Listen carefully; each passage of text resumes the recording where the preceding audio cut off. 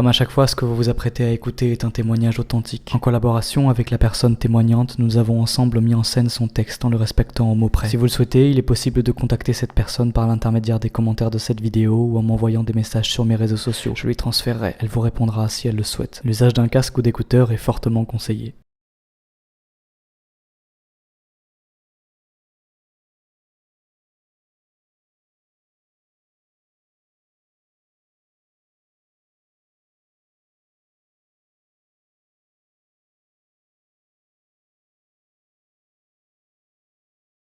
La plupart du temps, j'ai mal dans ma chair.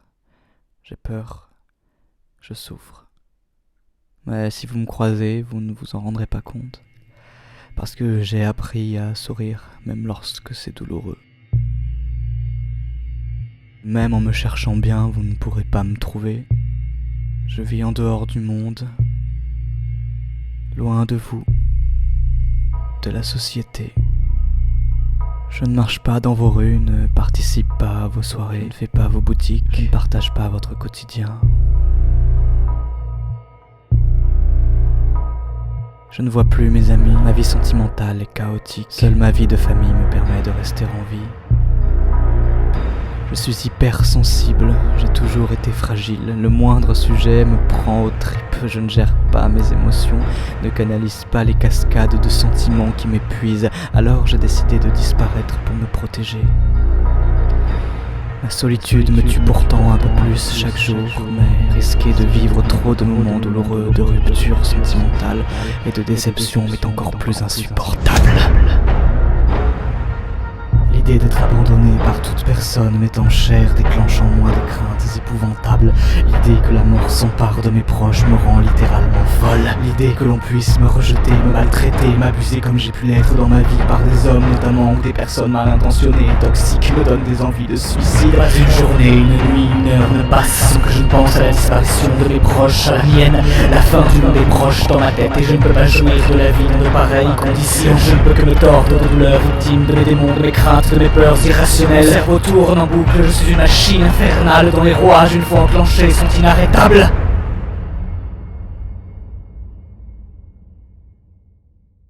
Prisonnière de ma tour d'ivoire, je ne manque ni de confort, ni d'amour. Mais ce qu'il y a dans ma foutue tête m'étouffe au quotidien. J'ai vécu la perte d'être cher à mon monde, les abus sexuels, les insultes et les rumeurs. J'ai également vécu le bonheur le plus immense, l'amour, l'amitié, la popularité, la vie quoi. Mais je suis victime de mes humeurs changeantes en permanence, je passe du rire aux larmes en quelques minutes.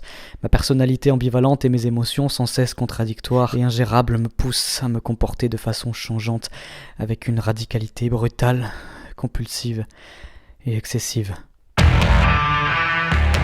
Je suis très impulsive et agis souvent sur des coups de tête. Je fais des crises de tétanie, je me cogne contre les murs, mes poings sont abîmés, j'ai perdu la parole, je me suis retrouvé en catatonie. Ma prison est mentale, seule ma bulle est mon oxygène, je perds pied très souvent, trop souvent. J'ai bu et pris diverses drogues pour oublier, je me suis perdu dans des amitiés, des amours illusoires. J'ai cessé de nourrir mon corps, lui imposant des purges pour ensuite le gaver. J'ai repoussé les limites de la douleur physique pour surmonter la douleur morale, la panique, la colère, pour oublier mon mal-être et me souvenir que je respire encore. Les addictions font partie de moi, je les combats et je remporte des victoires quotidiennement, mais je me perds dans d'autres comportements, dans d'autres pensées dangereuses et effrayantes. Faire couler mon sang est une habitude de longue date dont je ne parviens pas à me débarrasser. Je suis incapable de lutter contre mes envies d'automutilation ni contre mes envies de suicide. La lame de rasoir est ma meilleure alliée.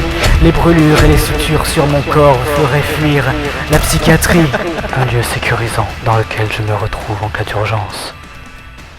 Lorsque je perds totalement le contrôle. Tout en restant toujours lucide.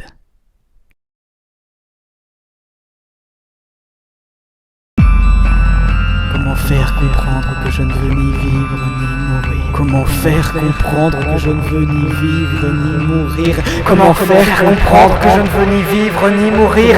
Je veux seulement me soustraire à la malveillance dont le monde est empli à mes yeux. J'avance avec une arme chargée contre la tempe au quotidien. Je ne sais jamais s'il y aura un lendemain heureux. Je ne peux pas me projeter, je suis une enfant naïve et méfiante à la fois, un condensé d'amour et de haine. À la limite, entre névrose et psychose, toujours à naviguer entre deux eaux, entre mer turquoise et marécage. Je crève de vie, je crève de mort, je me détruis lentement, tellement bien par moi-même. Je suis quelqu'un de mauvais, je suis violente, ne ressens pas de compassion lorsque je blesse ou rejette quelqu'un. Je hais la race humaine, je souhaiterais voir ce monde partir en fumée, que tout s'arrête dans un dernier sursaut sanglant dont je serai l'instigatrice, car ce monde violent n'est pas le mien.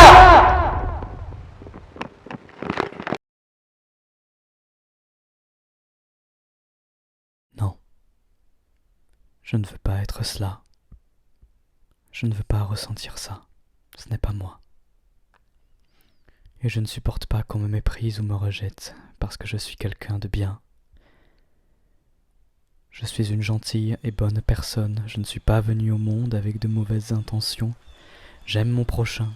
Je suis enjouée, empathique, drôle, à l'écoute, extravertie, généreuse, sensible aux êtres humains, aux animaux, à la nature et à l'art. Mais dans ma tête, c'est un chaos constant, où les pensées remises en question, idées fausses ou géniales se mêlent et se démêlent, ce qui est épuisant émotionnellement, psychologiquement et physiquement. J'alterne entre lucidité et paranoïa. Mes pathologies s'entremêlent.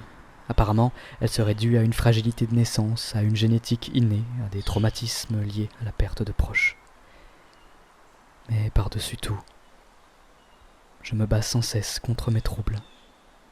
Je tombe souvent et me relève tout autant de fois. J'imagine que ma vie n'est pas terminée tant que je suis debout. Je me soigne. Je sais que je ferai la peau à ce trouble borderline, que je franchirai la frontière, car celui-ci se soigne et se guérit.